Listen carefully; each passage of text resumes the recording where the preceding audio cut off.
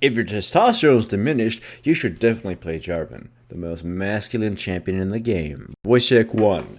I, of course, love the hell out of Jarvan. Voice check 2.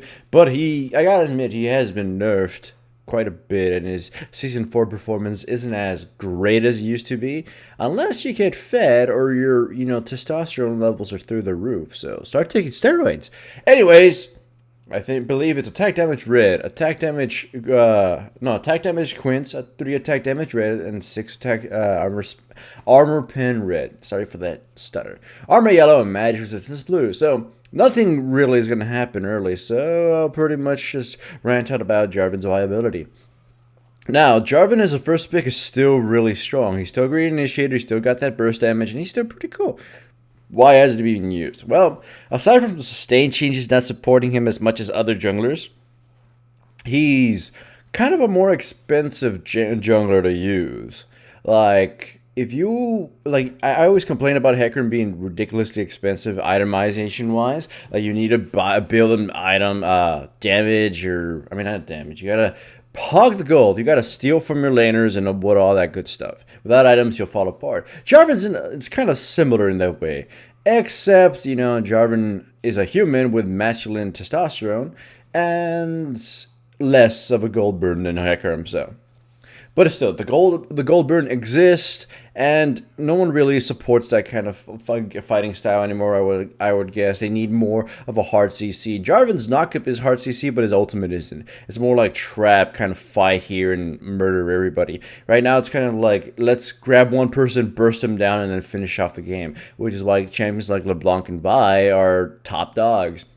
Jarvan doesn't support that kind of style unless he's doing it himself, unless he's doing an EQ, burst in, murder some kind of person. But that requires him to go damage, and you don't really want to be using up all your gold on damage. And as far as top lane goes, he doesn't support any of that kind of shit. He doesn't support Sunfire, Spirit Visage, Doran's Blade Doran's Shield kind of gameplay. So he doesn't belong in top lane either. It's just he's not supported in the current metas, and he did kind of get nerfed, and at least his usability. His EQ nerf, while not exactly a huge detrimental thing, makes it landing the thing more annoying, considering a lot of other similar skills have a lot more forgiveness. Anyways, as you can see, I got level 6, I went mid, I died, but now I'm going bottom. My teammates cannot get Lucian, so I don't feel bad about taking this kill. EQ murder Lucian, otherwise he would have gotten away, so it's pretty much fucking worth it. Oh yeah, well, I gotta mention this. This is like Platinum Jarvan 5, I think, or 6. I don't know which one it is. Yeah, I think it's 5. The previous one that is uploaded no longer exists because people got pretty mad that it existed. So I had to censor it, I guess, or at least hide it. Anyways, bottom lane, they keep trying to gank us camp bottom lane, but they do a lot of dumb things and waste a lot of resources. Like there, Shen had to burn his ultimate in order to protect his Lucian. Why? I mean, they're tower diving a little too hard. The Wukong is doing what you shouldn't do as a jungler. You shouldn't force ganks. Ganks can happen, just you see the opportunity, you go in. You got the tools to accomplish it, go in and do it. Don't just try to force it. Right here, I know that the Mordecai is no longer, he has flash, but he has no chance of escaping as long as Lux hit a one for Qs. If he burned his flash, I would have ulted. The previous one, I didn't know if he had his flash. I thought he didn't, so I used my EQ ultimate to try to trap him, and he flashed out. Oops, that was bad. But in most cases, especially as Jarvan, I don't try to force ganks. I won't sit around in a bush and wait for something to happen unless I have tools that can make it happen. Wukong had absolutely nothing. Here I have my EQ, so I know I can fucking kill this Lucian by myself, and I have red buff and my Spirit of Lizard Elder buff, so I knew I could kill him. That's why I didn't turn around to kill Lulu. I'm like, you guys could finish Lulu off. She's trapped. I can finish Lucian off, and I don't mean that as a porno. Here, Mordekaiser comes back down bottom, pretty much gets dunked, and I flash out and trap Wukong in there. I survive thanks to the shield from Thresh, my potion, and my W as well. And Wukong dies. As Wukong dies trying to fight the Ezreal. So here's what happened down there. I EQ'd Ultimate Mordekaiser because I figured I could kill him along with the Ezreal before I died. And I thought that'd be fine. I knew Wukong was coming, but I didn't think he'd be able to kill me either, so I didn't care.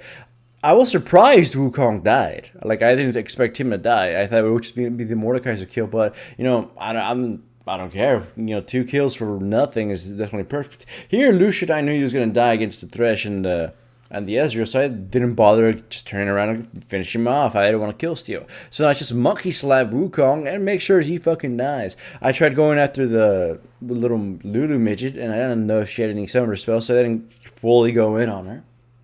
Nonetheless, it's a great advantage for us. Jarvan works definitely.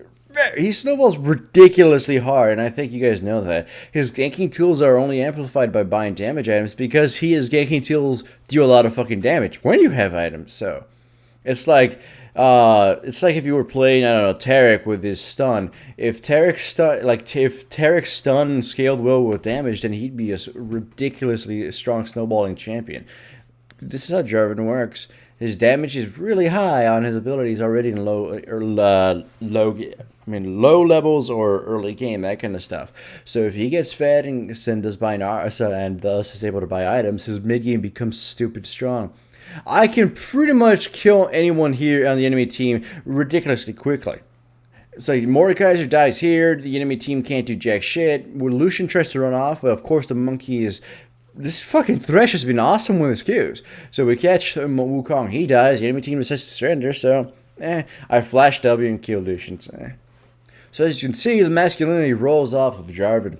You can still pick him, he's still very strong. Of course you want to pick Vi over him, but there's no reason you can't pick Jarvan if Vi is banned or your first pick. Fucking manly ass champion. It's sad that he fell out of favor because he's definitely awesome to watch. But you know, you could still use him. He's amazing. Hooray for Jarvan. Oh yes, and today I will be playing the final promotion matches for Rey Chorizo to get into Diamond. Here's hoping I win. Come watch me at around 5:30 to 6 o'clock p.m. on Pacific time, California time. And remember to give a like to this video because it helps it appear in the search bars.